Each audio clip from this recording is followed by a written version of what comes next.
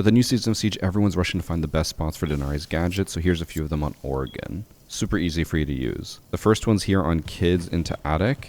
All you gotta do is put, I'd say like 2 higher up on the bed up here. And then you can go all the way into attic, and you can put 2 here. And then that covers both the attic drop and the window.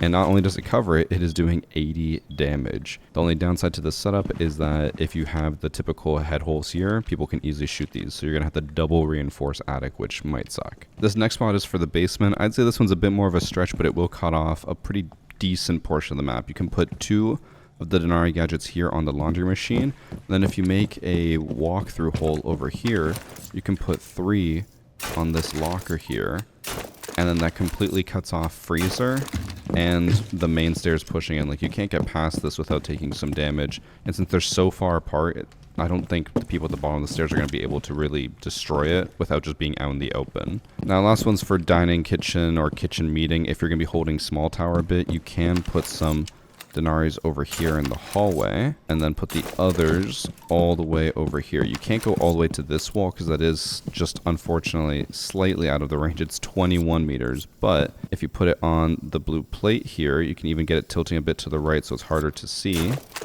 You can put them right here, and then this covers this entire walkway. And people might think, oh, this is kind of stupid, but because it covers such a large area, they're just going to be hard to deal with. They're going to have to use a nade to deal with these ones unless they want to do a full swing, at which point I would hope you're holding this at least somewhat and you can kill him.